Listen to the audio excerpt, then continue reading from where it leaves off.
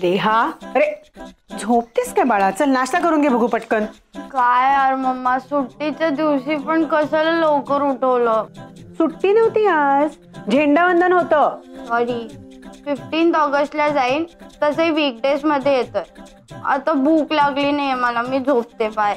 रेहा, ते काय चाललंय? रेहा, काय ग, काय झालं? आता 26 जानेवारी म्हणजे एखाद्या सणाची सुट्टी वाटते मुलांना.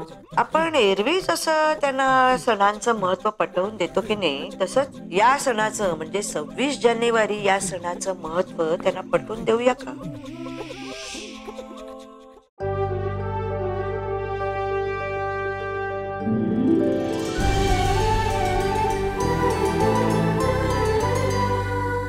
अधिक माहितीसाठी सोनी लिव्ह ॲप डाउनलोड करा. Sony Liv, we live to entertain.